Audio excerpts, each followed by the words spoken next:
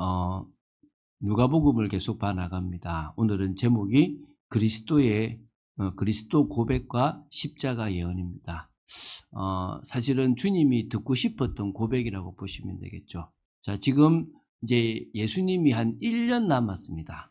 예수님의 공생애가 2년 반이 끝나고 이제 1년 남았습니다. 그래서 제자로 우리 성도들을 세울 뿐만 아니라 그 당시에 있었던 사도들과 많은 사람들을 제자로 세우시기 원합니다. 이게 이제 제자 훈련이죠. 그래서 여러분, 지금부터 초점은 좀 제자 훈련에 가 있어요. 사실 교회에도 성도가 있고 제자가 있어요. 여러분, 그 80대 20 비율 아시죠? 80대 20. 정확하게는 78대 20 이 정도 된다고 보시면 돼요. 이게 뭐냐면 질소와 산소의 비율이에요. 근데 이게 어떤 조직이나 맞아떨어져요. 그러니까 20%에 이끌어가는 사람이 있으면 80%에 따라오는 사람이 있다는 거예요. 자, 그러면 20%만 모아놓으면은 또 이제 제자들만 모아놓겠지 싶잖아요. 그럼 20%를 모아놓으면은 또 어떤 일이 벌어지냐?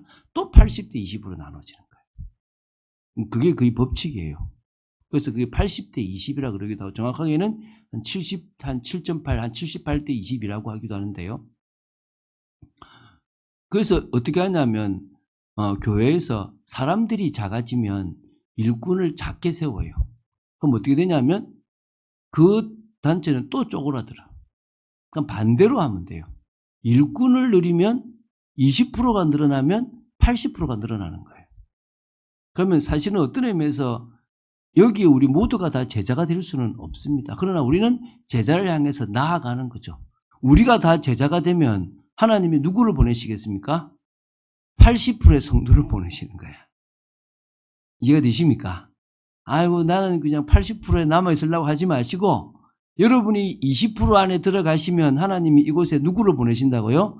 80%의 사람을 보내시는 거예요. 그래서 여러분, 아이고, 나는 그만 80%에 있으란다 이러지 마시고, 나는 제자로 들어가겠다라고 하시면 하나님이 80%를 채워주신다고 믿으시면 됩니다. 그러면은 우리는 제자로 세워지는 게 우리의 가장 중요한 핵심이에요. 그래서 사실 과거에 구역이라고 할 때요, 특히 순복음교회는 한두 사람을 딱 데리고 그냥 구역장을 세워서 그냥 맡겨버려요.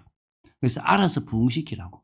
그래서 구역장이 그 구역원들을 막 몇 배씩 부흥시키고, 그럼 또 그 중에 또 구역장을 찾아서 거꾸로 한 거죠. 20%를 계속 늘려가니까 누가 늘어나요? 80%가 늘어나는 일들을 했다고 보시면 되는 거예요. 자, 뭐 너무 서론에 갈 필요 없고요. 자, 제자 훈련의 핵심은 항상 세 가지입니다. 함께 하시면서 보여주시는 거예요.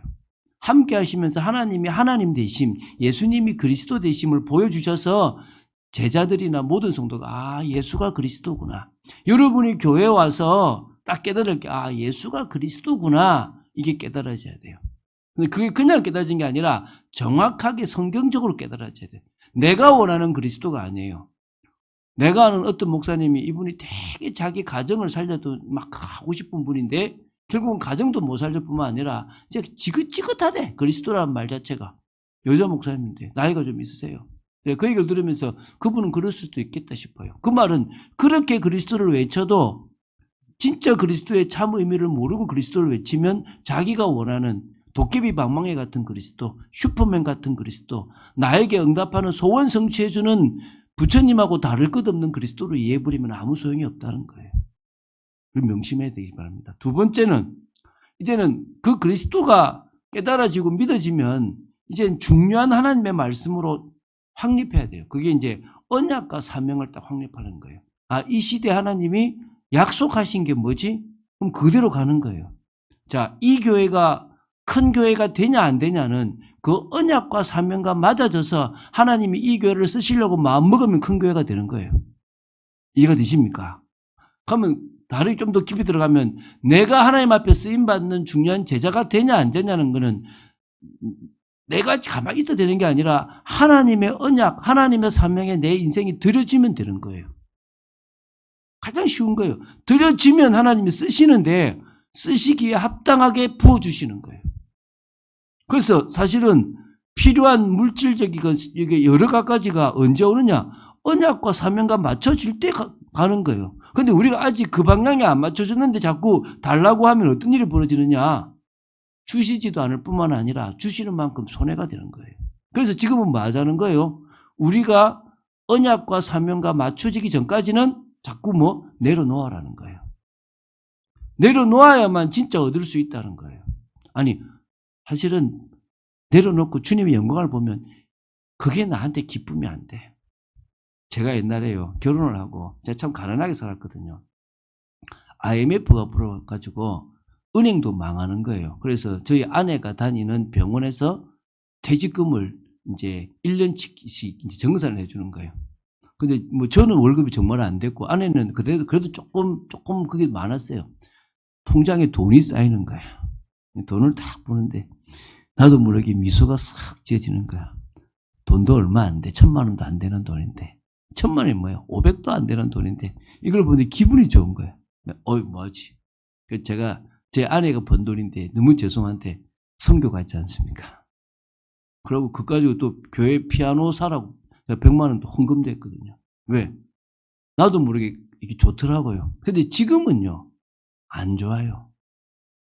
왜 안 좋냐? 필요 없다는 게 아니라 나 많이 활용해요. 그러나 나는 진정한 가치를 향해서 가는 겁니다. 할렐루야.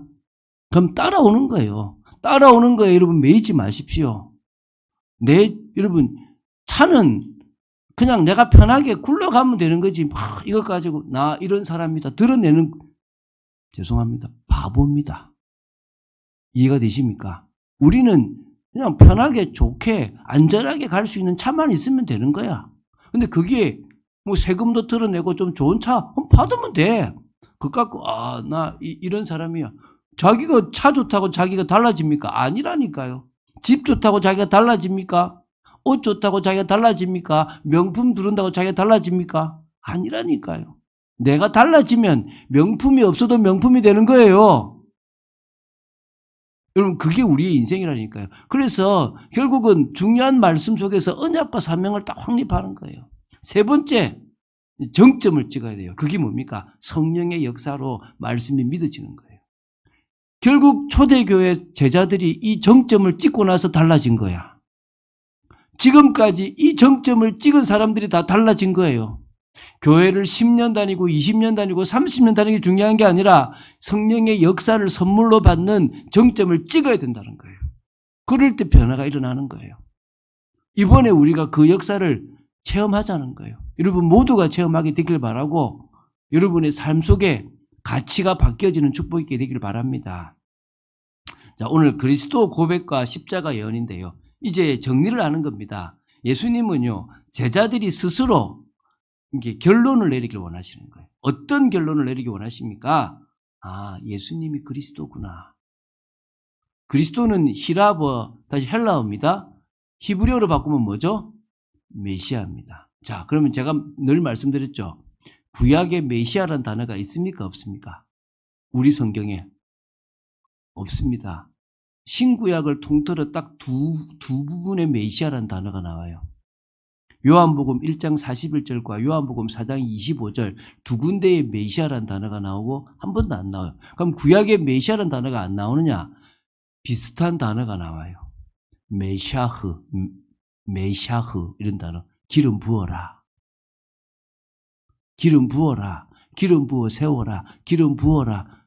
그래서 여러분 지키라. 그건 뭡니까? 지키는 사람 뭐가 되는 거죠? 지킴이. 이거 됩니까? 기름 부어라. 기름 부음 받은 자 메시아. 동사가 명사가 됐다고 생각하시면 돼요. 그런데 구약 성경에 메샤흐라는 단어는 엄청나게 많아요. 기름 부어 세워라. 기름 부어 세워라. 기름 부어라. 기름 부어 세워진 존재가 누구란 말입니까? 예수라는 거예요. 예수.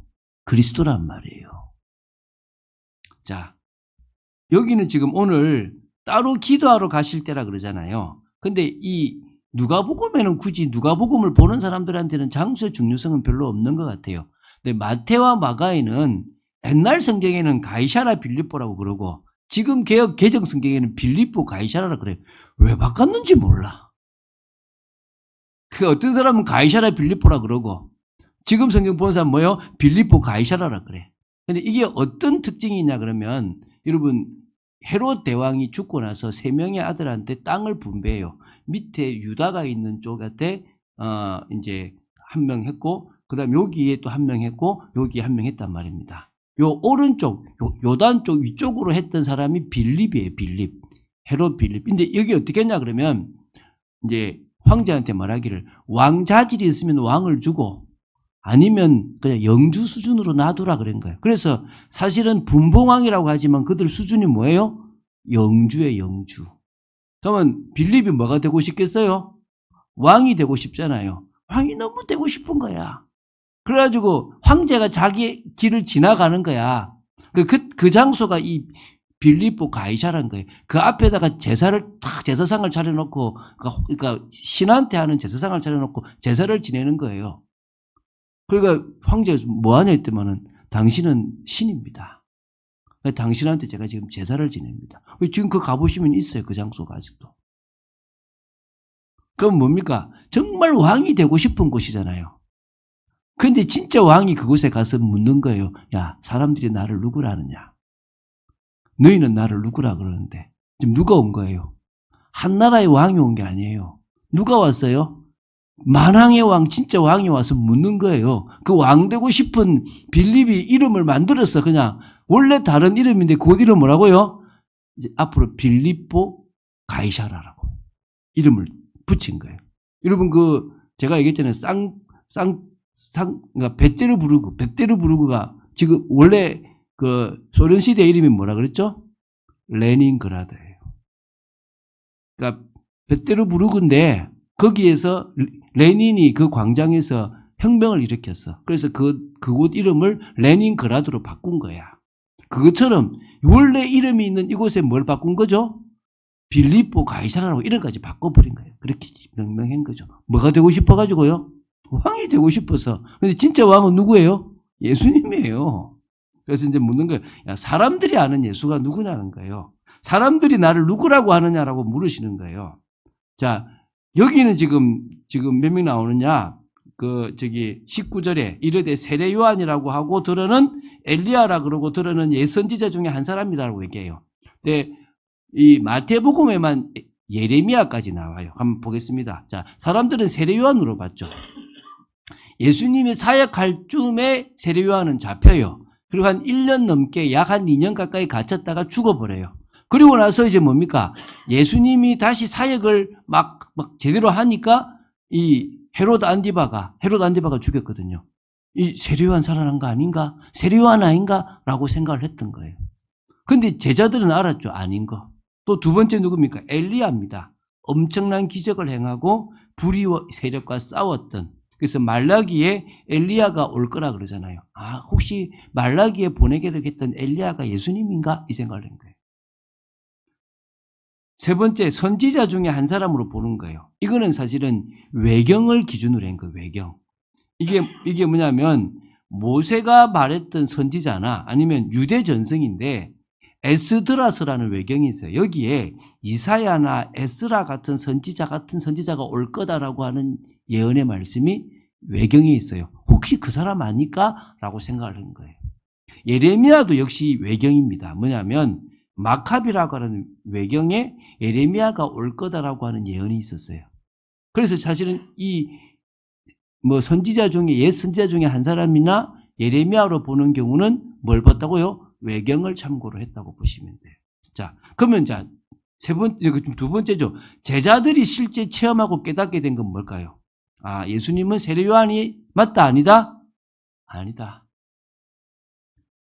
여러분, 누가복음 7장에 세례 요한의 제자가 보내와서 당신이 그 사람입니까? 우리가 또 기다려야 돼요. 물을 때 이런 증거를 하는 사람이 누군지 말해줘라 라고 얘기하면서 그 다음에 너희가 광야에 왜 나갔냐 라고 하면서 세례 요한을 설명해요. 그때 제자들이 메시아가 오기 전에 엘리야가 오는데 그 엘리야로 온 존재가 세례 요한이구나라고 깨닫게 돼요. 그러니까 예수님은 세례 요한이 아니다라고 한 거죠. 그러면 여러분 엘리야나 엘리사가 큰 기적을 행했지만 그 기적과 차원이 다른 기적을 행했어요. 있습니까? 다시 말하면 죽은 자도 살리고, 그건 엘리야도 했습니다. 또 뭐죠? 풍랑도 잠잠케 했어요. 심지어 뭐죠? 기적도 오병이어도 엄청나게 많이 먹인 겁니다. 깨달은 거죠. 엘리야보다 더 뛰어난 사람이다. 모세보다 더 뛰어난 사람이다. 사람이 아니다. 다니엘서 7장 13절에 나오는 것처럼 인자와 같으니 하나님이 오신다고 했는데 그분이구나 깨달은 거예요. 이거는 2년 반을 쫓아다니면서 제자들이 깨달은 거예요. 그냥 따라다녔던 사람들은 세례요한, 엘리야, 선지자 중에 한 사람, 예레미야 이렇게 봤는데 2년 반 정도를 따라다닌 제자들은 뭐라 봤다고요? 세례요한도 아니야. 엘리야는 더더욱 아니야. 선지자 중에 한 사람도 아니야. 누구란 말이죠? 메시아다. 그분이다. 다니엘이 예언했던 인자와 같은 그분이다. 그래서 이제 제자들은 어떤 결론을 내리셨는지 묻습니다. 세 번째죠. 너희는 나를 누구라 하느냐라고 물으신 겁니다. 2년 6개월을 따라다녔던 제자들이 뭐라 그럽니까? 딱 대표인 베드로가 얘기하죠. 하나님의 그리스도이십니다. 이 고백보다 마태복음 16장 16절 좋죠? 다 같이 합시다. 뭐라고요? 주는 그리스도시요 살아계신 하나님의 아들이십니다. 당신은 내 인생의 주고 당신은 그리스도고 당신은 하나님이십니다. 할렐루야. 오늘 이 고백이 있게 되기 바랍니다. 이거는요. 어떤 고백이냐. 우리의 조상들이 그렇게 기다려왔던 여자의 후손입니다. 우리 조상들이 그렇게 기다려왔던 아브라함의 씨입니다. 우리 조상들이 그렇게 기다려왔던 다윗의 왕위를 이을 진정한 왕입니다. 이거예요. 그래서 여러분 그리스도를 고백할 때 딱 세 가지는 기억해야 돼요. 첫 번째 뭐라고요? 여자의 후손. 여자의 후손이야. 두 번째 뭐라 말입니까? 아브라함의 씨. 그리고 뭐죠? 다윗의 왕위를 이을. 그러니까 여러분 마태복음 1장에 아브라함과 다윗의 자손 예수 그리스도의 세계라 계보라. 그게 그래서 바디메오가 다윗의 자손 예수여 나를 불쌍히 여기소서. 당신은 다윗의 자손으로서 메시아입니다라고 그 고백이에요. 자, 두 번째. 그리고 그리스도의 일을 알려주시는 거죠. 왜? 그리스도로 생각하는데 오해하고 있어. 그 지금 예수님이 하셨던 그리스도의 일 순서가 있어요. 제자들에게 야, 그리스도이심을 다른 사람에게 알리지 말고 숨기라고 한 이유가 뭐냐면 사람들은 그리스도로서 누구만 생각합니까? 왕만 생각해요. 로마로부터 해방시키고 우리를 먹여주고 우리의 배고픔과 우리의 질병과 우리의 고통을 다 해결해 줄 왕으로만 생각하는 거예요. 그러니까 여러분 이런 사사시대에 우리 또 왕 내놓으세요. 우리 또 왕. 야, 왕이 있으면 더 불편하고 내가 왕이잖아. 우리 또 육신의 왕을 달라. 우리를 책임져주고 지켜줄 왕을 달라고 얘기하는 거예요. 지금도 똑같은 거예요. 어떤 왕요? 우리를 위해서 힘써줄 왕을 누구로 생각하는 겁니까? 메시아로 생각하는 거예요. 예수님으로 생각하는 거예요. 그때 예수님은 거꾸로죠. 내가 일하는 순서가 첫 번째가 뭐라죠? 제사장이요, 제사장. 그러니까 예수님이 그리스도로서 일하는 순서는 왕이 순서가 아니고 제사장이 순서예요. 오늘 예언이 나오는 거예요. 내가 예루살렘에 가서 많은 사람들에게 고난을 받고 죽고 난 후에 3일 만에 살아날 거다. 그래서 무슨 일을 감당할 거다? 제사장의 일을 감당할 거다. 이 얘기를 하신 거예요. 너희들이 해결 못한 죄 문제, 그것 때문에 저주와 재앙에 묶이고 사단의 권세에 묶인 그 죄 문제를 내가 해결하러 먼저 왔다. 나는 그리스도로서 뭐부터 할 거다? 제사장의 일을 할 거다. 이거 첫 번째. 두 번째는 뭡니까? 선지자 일이에요. 부활하셔서 우리를 믿는 자들을 구원하고 하나님과의 관계를 회복시켰습니다. 무엇으로요? 선지자로서. 이게 두 번째예요. 왕의 일은 지금도 안 하고 계세요. 물론 사단의 일을 멸하신 게 있기는 있지만 진정한 왕은 언제입니까? 재림주로 오시는 데예요. 주님이 재림주로 이 땅에 오셔서 주님의 왕국, 주님의 나라에 주님이 진정으로 왕이 되시서 다윗의 왕위가 영원하다는 걸 보여주는 거예요. 할렐루야. 그러면 자, 순서를 봐야 되겠죠? 어떤 순서라고요? 제사장, 선지자, 왕이에요. 이 순서로 예수님은 일을 하실 거라는 거예요. 자, 그러면 예수님께서 그 증거로 뭘 말씀하십니까? 십자가의 고난을 처음으로 예언하신 거예요. 이때 비로소 이제 예수님이 지금까지는 한 번도 안 했던 이야기를 하시는 거예요. 22절이죠. 제가 읽어볼게요. 인자가 많은 고난을 받고 장로들과 대제사장들과 서기관들에게 버림받아 죽임을 당하고 제3일에 살아나야 하리라 이렇게 얘기한 거예요. 자, 이걸 제가 다르게 풀어볼게요. 22절입니다. 인자가 많은 고난을 받는데, 그죠? 여기 보면은 이 장로들과 대제사장들과 서기관들이 누구냐? 뱀의 후손이라. 여러분 창세기 3장 15절 기억하십니까? 너로 여자와 원수가 되게 하겠고 너의 후손도 여자의 후손과 뭐가 된다 그랬죠? 원수가 되게 한다 그랬어요. 여기서 너는 뱀한테 얘기하는 거거든요. 뱀의 후손이 있어요.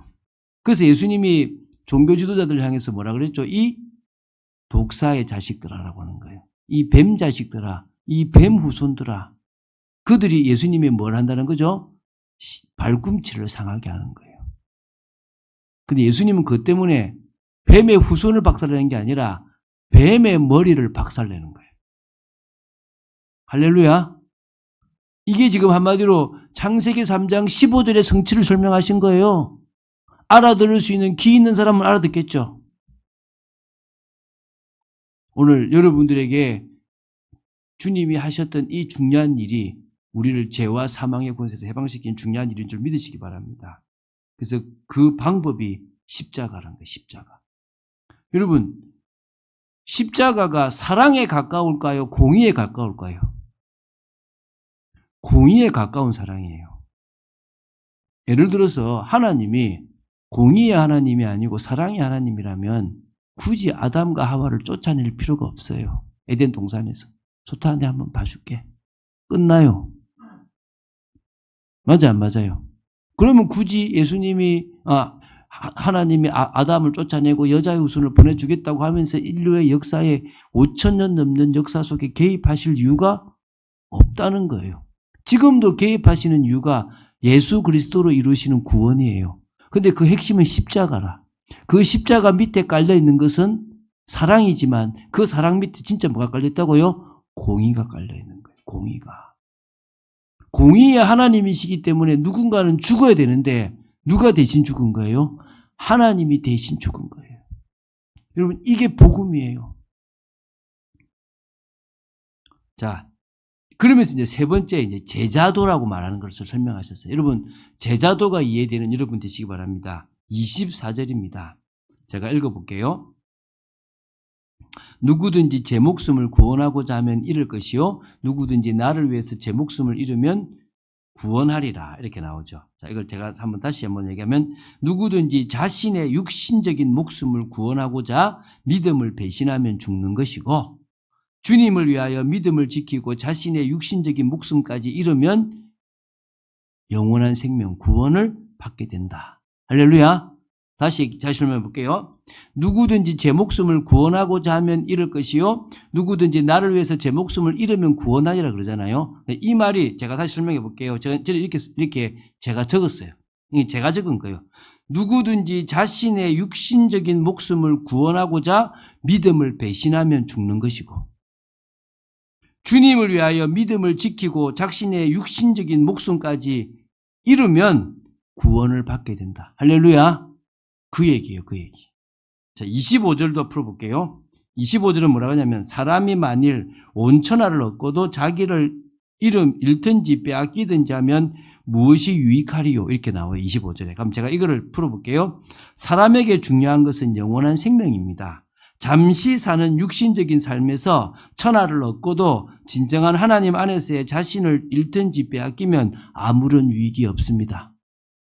다시 제가 읽어볼게요. 25절입니다. 사람이 만일 온 천하를 얻고도 자기를 잃든지 빼앗기든지 하면 무엇이 유익하리요? 이 말을 제가 다시 풀어볼게요. 제가 적은 거예요. 이거는 제가. 사람에게 중요한 것은 영원한 생명입니다. 잠시 사는 육신의 삶에서 천하를 얻고도 진정한 하나님 안에서의 자신을 잃든지 빼앗기면 아무런 유익이 없습니다. 자, 26절도 보겠습니다. 누구든지 나와 내 말을 부끄러워하면 인자도 자기와 아버지와 거룩한 천사들의 영광으로 올 때에 그 사람을 부끄러워하리라 이랬어요. 자, 이걸 제가 한번 풀어볼게요. 저는 이렇게 했습니다. 그냥 간단하게. 우리가 알 것은 주님과 주님의 말씀을 온전히 믿고 확신 가지고 자랑하는 겁니다. 그때 우리는 주님이 오실 때 영광을 보게 될 것입니다. 할렐루야.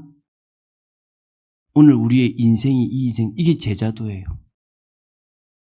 오늘 여러분 자기를 부인하시는 여러분 되시기 바랍니다. 자기를 부인한다는 말은 무슨 말입니까? 자기의 기준과 자기가 붙잡고 있는 걸 내려놓으란 말입니다. 자기 십자가를 지라고 하시는 얘기는 무슨 말입니까? 제 십자가. 여러분 주님이 십자가 지셔 우리는 십자가 질 필요가 있습니까? 없습니까? 없어요. 근데 뭐란 말이죠? 그냥 너의 생명을 가장 주님이 원하시는 중요한 일에 걸어라. 그 말인 겁니다. 그게 지금 제자도의 결론입니다.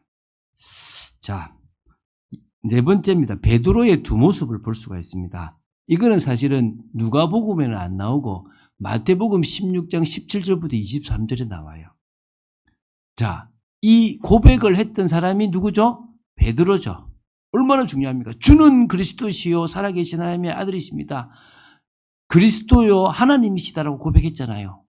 그럴 때는 사실은 이 마태복음 16장 17절에 바요나 시모나 네가 복이 있다. 이것을 알게 한 것은 네 혈육이 아니요 하늘에 계신 내 아버지다. 너는 이제 베드로다. 반석이다. 네 그 믿음의 고백 위에 반석 같은 고백 위에 내 교회를 세울게. 음부의 권세가 너를 이기지 못할 것이다. 천국 여세를 이겨주리니 네가 땅에서 매면 하늘에서도 매일 것이고 땅에서 매면 하늘에서 불릴 것이다. 엄청난 교회를 세우고 없애는 모든 권세를 이단들을 꺾을 수 있는 권세를 다 주신 거예요. 믿습니까? 그런데 이 십자가 예언을 딱 하니까 뭐라 그러냐면 예수님을 붙들고 항변을 해요. 주여 그리 마옵소서. 한마디로 내 눈에 흙이 들어가기 전에는 안 됩니다. 이거겠지. 예수님이 흙을 뿌리겠습니다. 이렇게. 사단아 내 뒤로 물러가라. 너는 나를 넘어지게 하는 자로다. 완전 극단적이죠. 그렇게 칭찬 들었던 베드로가 그렇게 뭐요? 혼나요. 오늘 우리가요. 그렇게 고백하고도 하나님하고 방향 안 맞는 인생이 될 수 있는 거예요. 내가 그리스도를 고백하고 믿었는데 내가 아는 그리스도가 하나님, 주님이 하실 그리스도가 다르면 우리는 사단과 같은 역할을 할 수도 있는 거예요. 교회 열심히 다니고 목회자고 중직자인데 오랫도록 신앙생활을 했는데 안 맞는 거예요. 이 얼마나 안타까운 겁니까? 오늘 여러분에게 그런 일이 없게 되기를 예수님을 축원드립니다. 자, 세 번째입니다. 이제 우리가 이제 요 앞에까지는 항상 내용입니다. 마지막이 이제 우리 세 번째가 누구를 위한 메시지입니까? 우리를 위한 메시지입니다. 여러분이 적용해야 될 메시지인 겁니다. 여기서 기도 제목이 나와야 되는 거예요. 영원한 생명을 위한 무슨 삶을 살자고요? 제자의 삶을 살자. 여러분 한번 살아보시기 바랍니다. 육신의 생명을 위해서 교회 봉사하는 중직자 삶을 살지 마시고 이 땅에서 어려움을 당해도 영원한 생명을 위해서 제자의 삶을 사세요. 여러분 바울이 빌립보스를 쓸 때는 감옥에 있어요. 그걸 옥중서신이라고 그러거든요. 빌립보스 1장 마지막 절에 내가 사이에 끼었다 그래요. 나는 지금 빨리 죽고 주님한테 가고 싶은 마음이 굴뚝 같은데 하나님의 나라와 세계복음화를 위해서 너희들을 위해서 내가 살아 있어야 될 것 같아. 나는 이 사이에 뭐 했다는 거죠? 끼었다를 끼어서. 바울은 영원한 생명을 위해서 제자의 삶을 살았어요. 바울의 서신을 보면 계속 소망, 눈에 보이지 않지만 분명한 소망을 향해서 늘 달려갔어요.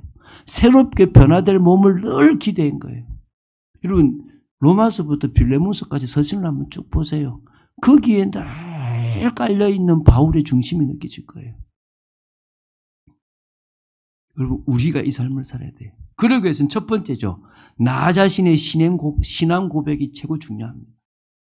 예수님은 그리스도입니다. 그것도 내가 원하는 나의 문제를 해결한 그리스도가 아니라 진짜 중요하고 진짜 당신이 해결하시려고 하는 그리스도입니다. 할렐루야. 근데 그 그리스도가 나의 모든 문제의 그리스도입니다. 여러분, 저는요, 상처가 많거든요. 그래서 저는 어떤 스타일이냐 그러면 내보다 나이가 조금 비슷한데 저한테 은근히 높이면서 말 놓잖아요. 그럼 저도 은근히 말 놔요. 저는 20대한테도 말 안 놔요. 저는 20대한테도 말 안 놔요. 저는 저한테 깍듯하게 하는 사람은 진짜 깍듯하게 해요. 그래서 저를 무시하잖아요. 저도 은근히 슬 무시합니다. 그래서 누가 묻더라고. 저보다 한 5살 많은 사람이 왜 저한테 반말을 하냐는 거지. 내가 왜 반말하는지 모르겠어요. 근데 완전 반말은 아니거든요. 내가 쏠게 막 이런다는 거지. 내가. 왜냐하면 당신 나한테 그렇기 때문에 그렇다. 당신 말투에 그게 많이 들어가 있다. 그럼 나도 그렇게 한다. 왜? 저는 배웠거든요. 얘가 사회에 나가거든. 위로 10살, 밑으로 10살 다 뭐로 삼아라? 친구로 삼아라. 너를 존중하면 존중하고. 제 상처거든요. 이해가 되십니까? 그런데 그런 제가 제 모든 것에 진짜 예수가 뭐가 되는 겁니까? 이 상처와 아픔까지도 해결한 그리스도인 거예요. 아직도 남아있지만, 할렐루야. 아직도 저는 성질이 조금 이쁩니다. 많이 이쁩니다. 제가 옛날에는 어느 정도 진짜 제가 이렇게 대학생 때 제가 몇 번 얘기하잖아요. 형님하고 막 이렇게 다투는데 하도 답답한 얘기를 하는데 내가 때릴 수는 없잖아요. 내 몸에 쥐가 났어요. 하도 흥분해가지고. 내 친구가 막 태승아 정신 차리라 막. 제가 그렇게 다혈질의 극치를 이룬 사람입니다. 뭐 저보다 더 심한 분도 계시고 아닌 분도 계시고 다 각자 있겠지만 저는 심했어요. 제가. 그런데 그런 저한테 예수님이 뭐가 되셨어요? 그리스도가 되셨어요. 무슨 문제의 그리스도요? 다른 사람의 문제의 그리스도가 아니라 내 문제의 그리스도가 되셨어요. 나는 이 문제에 있다 없다? 없다. 여러분 이게 시작이라니까요. 그래야 주님이 진짜 여러분이 역사하신다니까요. 그리고 그분이 내 인생에 뭐가 돼야 돼요? 주인이 돼야 돼요. 여기까지 가야 돼요. 오늘 여러분이 그 축복 있게 되길 바랍니다. 두 번째는요. 성령의 역사입니다. 하나님 저에게 약속하신 성령의 역사를 허락하여 주시옵소서. 저는 더 간구합니다. 왜? 계속 성령의 역사가 필요하니까 내 가치가 달라지고 내 인생이 달라질 만한 성령의 역사, 참 변화가 일어날 역사. 할렐루야. 자, 그럼 이제 결론입니다. 이 성령의 역사는 어떻게 일어난다고요? 하나님의 시간표와 성도의 간절함이 만나야 돼요. 자, 구원은 성도의 간절함 필요 없어요. 하나님이 시작하고 하나님이 끝냈어요. 이해가 되십니까? 그걸 전적 은혜라 그래요. 그냥 그 중간에 그냥 깨달아서 고백했던 것 뿐이지 그거는 내가 한 게 아니에요. 고백할 수밖에 없게끔 만드신 분이 누구예요? 하나님이세요. 성령님이시라니까요. 그래서 구원과 관계된 것은 전적으로 누구 작품이다? 하나님 작품이다. 그런데 내가 삶 속에서 내가 변화가 일어나는 성령의 역사는 반드시 하나님의 말씀과 계획, 그 시간표와 나의 뭐가 만나야 돼요? 간절함이 만나야 돼요. 나의 기도가 만나야 돼요. 지금이 그 시간표예요. 할렐루야. 오늘 그 축복이 있는 여러분 되시기를 주 예수 그리스도님 축원드립니다. 주는 그리스도시요 살아계신 하나님의 아들이심을 고백합니다. 이 고백이 내가 원하는 그리스도의 고백이 아니라 주님이 제사장으로서 선지자로서 왕으로서 해결하신 진정한 그리스도이심을 고백합니다.